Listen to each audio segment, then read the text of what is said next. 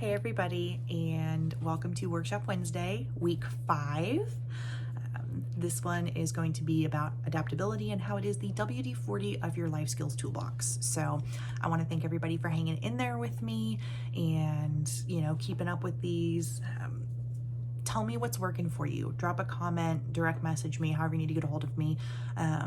Show me what you're learning. And I hope that you're enjoying these as much as I am, because it's been really fun doing these. So we're halfway through. We've made it. Yay!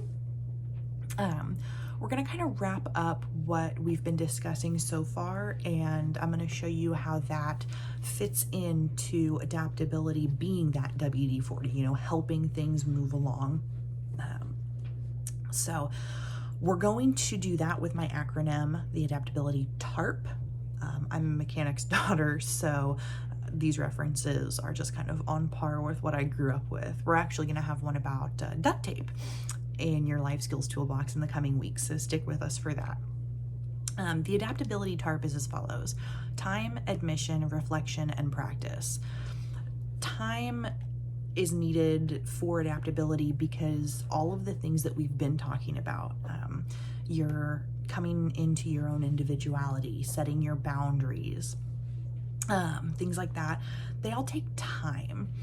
It's a learning experience dealing with how to modify your way of handling things and changing that so that you can adapt a little easier and make the transitions that you have to go through in life so to where they're not as much of a gut punch. Because honestly, a lot of times when the change just hits you in the face, you're looking for a way to handle it, and you don't want to scramble. You want to have these things on hand. So in your toolbox, you need time. It is perfectly fine to take the time to develop these skills, because without it, you're not going to have anything to pull out of your toolbox. Admission, coming from, just admitting that you don't like change. It's okay to admit it. You might like some surprises, a box of chocolates or flowers, or I don't know, a new gun if my husband is watching. Birthday's coming up. Admit that you don't like change. Really, it's the first step. And admitting what you don't like about change can help you to actually identify the solutions that are going to help you the most, because your solutions and my solutions might be different. And they should be, because our challenges are going to be different. When it comes to reflection, it's different than beating a dead horse. So seriously, put the stick down. Stop beating yourself up over it. It's something that I have to work at constantly, because I am very self-critical, and I think a lot of people out there are as well.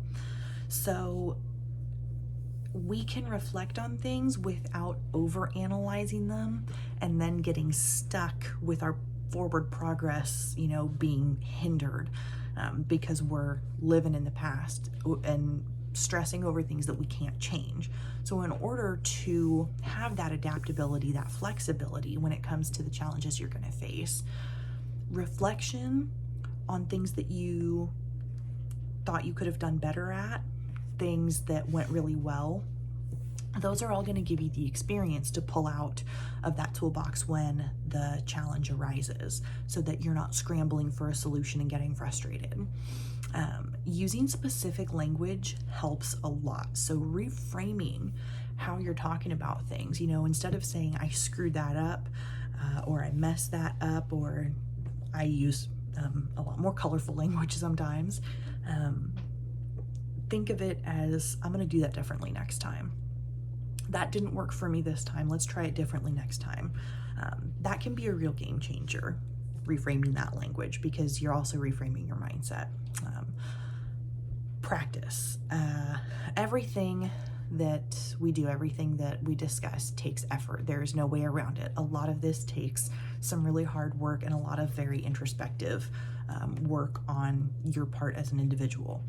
So I sometimes go back and forth whether I want the P in TARP to represent practice or patience.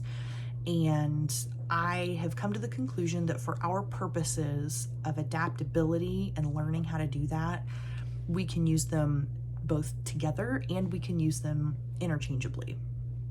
So it's an art form.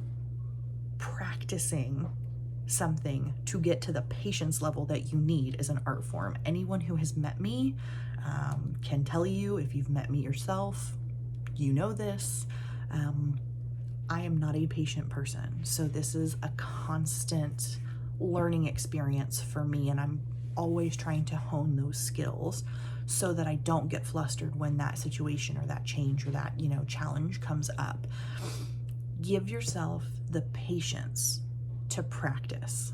Give yourself the patience to practice these things, whether it's on your own. If you want a buddy, I am happy to help, but give yourself the grace to practice it and to look silly and to feel silly, because once you have a handle on some of these things, you'll find that the challenges that come up may not be any less challenging, but the way you look at them can be drastically different in a good way. So think about this. Think about the last time you encountered something very challenging. You don't have to answer me in any form, but if you feel like it, feel free to post it in the comments or direct message me and we can talk about how you went through it. So thinking about that challenge, how did you get through it? Take a second. Recall those memories. Think to yourself about the things that, you completely owned. Think about how you kicked that challenge's hiney. And also think about the things that you'd like to do a little differently next time. Practice with the reframing and, rewording the language that you use to describe it to yourself. And see how it works, see how it goes. If you need some help, again, I'm here to practice with you. I'll help you out in any way I can. Just reach out to me. Think about something that you're currently going through. Are they similar to the challenge that you thought of before? This exercise can be done with anything, current, past, whatever. Just think about a challenge that you faced previously and a challenge you're going through now. Can you see any similarities? And when you're working on applying the adaptability TARP, giving yourself the time, making sure that you have the means to practice and develop the patience, admitting what your problem is with that challenge and things like that. Look at the similarities and see if you handled it any differently.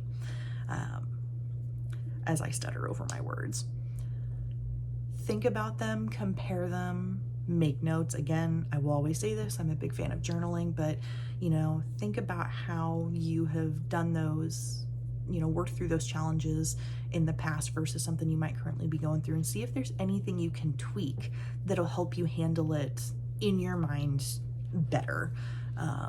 So there are so many unique challenges that we're all going to face. Mine are going to be different than yours, and rightfully so, because we're different people. Thinking about things in this way through the TARP, working through them and applying my individuality and my boundaries and things like that to certain situations, it has helped me. And that's all I want to do, is to give you guys some tools that can help you as well.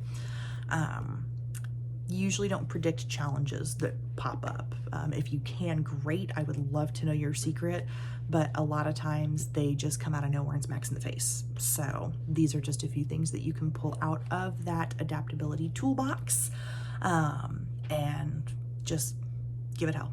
So give me feedback, let me know anything you guys have questions on, and I will see you next Wednesday. So everybody have a great week. Bye.